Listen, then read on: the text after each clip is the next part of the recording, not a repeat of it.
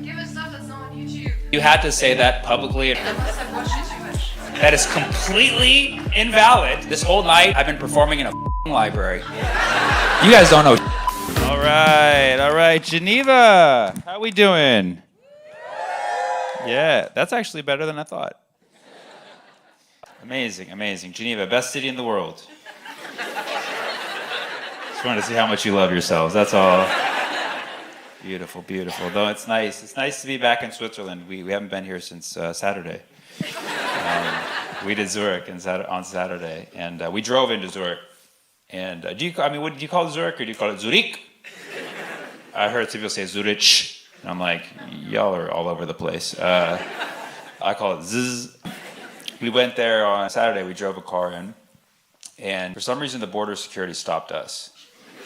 Like we passed so many borders in like the whole European Union or whatever you guys call yourselves, but intersection, let's say. It's not a union, guys. I've talked to you. So we've drove through so many borders, and they're always like, and they're like, right? And then we're doing that. We come to Switzerland. We're coming from Germany, and they're like to everybody, and they see us, and they look into our car, and we had these two big boxes because we carry shirts. We sell shirts after the show, and we had these two big boxes of shirts, and the guy was like, "What's in the boxes?" And we were like, "Shirts." He's like, "What kind of shirts?" We're like, "The kinds that you wear." And he's like, "Okay, I'll have to check them out." So he checks them out, and we're like, "We can find you your size if you want." You know? And so he's like, "Let me run your passports." And he goes, runs passports, and he comes back. He's like, "All right, you can bring the shirts in." And we're like, "Oh, thank you so much."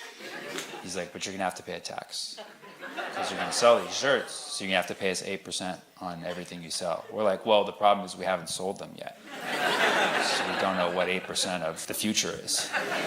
And he's like, "Well, yeah, so you can just pay it for all of them." I was like, "Oh." I was like, "Is that how this works? Does it go directly to your Swiss bank account? How does it work?" And he's like, "Let me go talk to my supervisor." I'm like, "Chai." I'm like, "Listen, this is Switzerland, okay?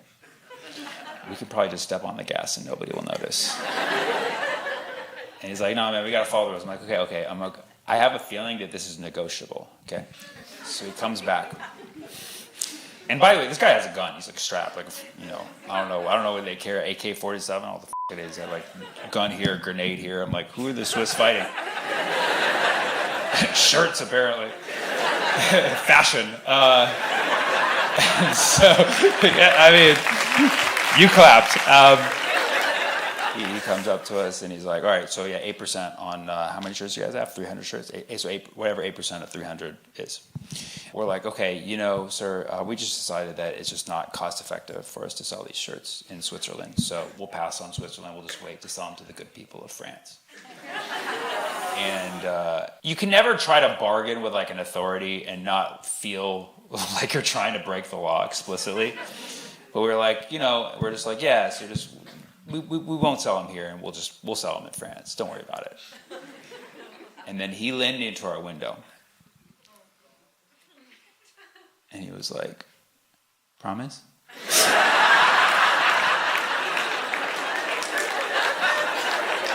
I did not think it was going to be that easy. That's literally your border security right now, Switzerland, is promise? He even put his pinky out. We're like, "Yeah, we got you, dude. We got you." So yeah, you guys are not safe at all. I'm pretty sure I saw 3 trucks of explosives pass by, and they're like, "No, we promise, we're good." We went on through. We came from Paris today. It's good. We had to get out of Paris. People are too stressed there. They're too stressed even though they do nothing. I mean, you know, you guys kind of have that vibe here a little bit. But like you go to Paris and you take like a taxi or an Uber, they get stressed out about making turns. Like this is your job, but they'll be like, left. It's like, yeah, just make the turn. That's what you signed up to do. So it's nicer to be here in Geneva. Everybody's more relaxed. It's just kind of a very calm existential identity crisis. It's more of my vibe. But I haven't even released the jokes yet. I still have them on my phone. I'm going to edit them at Mom's house later. Do you guys want to hear the jokes? Yeah. Okay. All right. Okay, cool. 10 people is enough. Great. Love my library crowd here.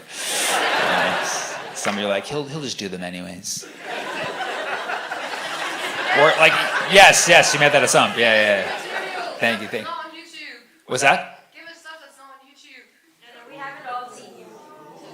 Whoa, hold on a second.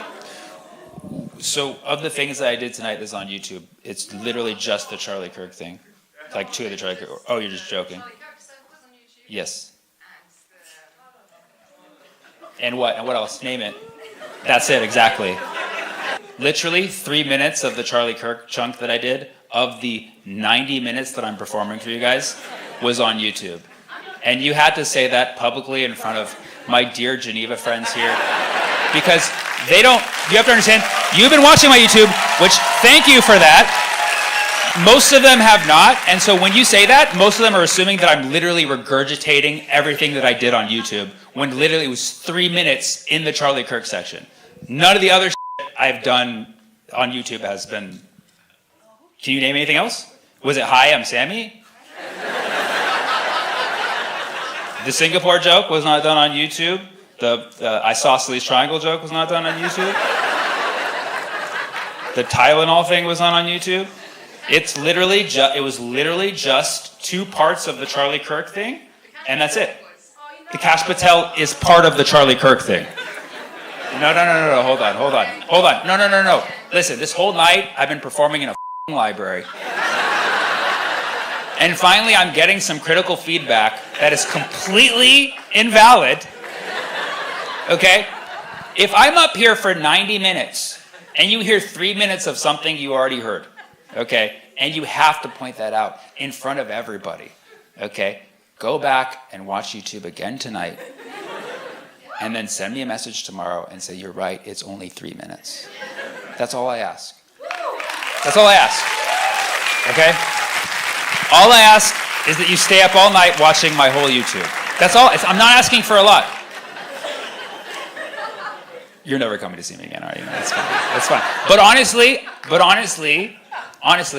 one thing I require from my audience is just to know what they've seen and what they haven't.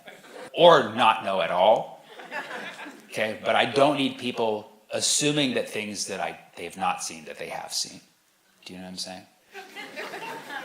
You know what I mean? Like, I've seen this before. Like, no, it's not deja vu, motherfucker. I am performing fresh material for you. Okay?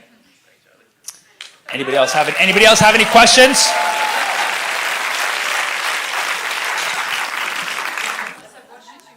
No. Don't stop watching me.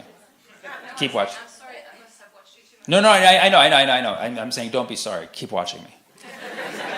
Keep watching me. No, you're a good fan. You're a good fan.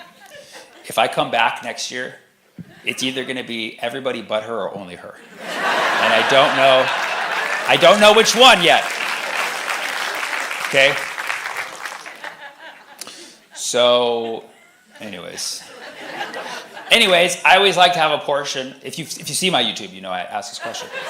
I always like to have a portion of my show where I ask the crowd, is there anything I haven't talked about tonight that you'd like for me to talk about? Yes. You haven't talked about Cash's girlfriend. Cash's girlfriend. Sure. Cash's girlfriend. Cash Patel, the head of the FBI they were talking about earlier. You can go see it on YouTube. Cash Patel has a girlfriend who people have a theory that she's a honeypot operation, that she's not his real girlfriend, that she's really just there to get intel. Now, this could be true. It could be false. If it is true, and what I said about Erica Kirk's true, man, a 2 for 1. Must be a Valhalla thing. The thing is that, you know I like conspiracy theories, and you know that I like to examine factual information, but the main argument that people have for her being a honeypot is she's like, look at him and look at her.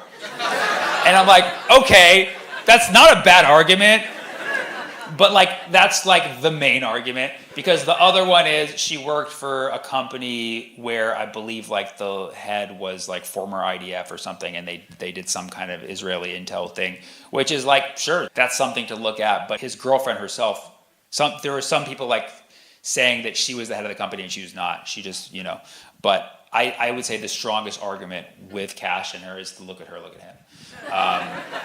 You look at them and be like, yeah, you know. Obviously, looks aren't everything. Like sometimes, some people who are objectively good looking do marry or date people who are objectively not good looking. But usually those people who are objectively not good looking are good at what they do. Okay, so you gotta factor that part in, that it is very suspect, because if he was like the best head of FBI ever, like you'd get it. You'd be like, yeah, of course, dude, he can bag a baddie, you know? But he's Cash Patel. What else? The UN and the Louvre. The Louvre! The Louvre, my Louvre!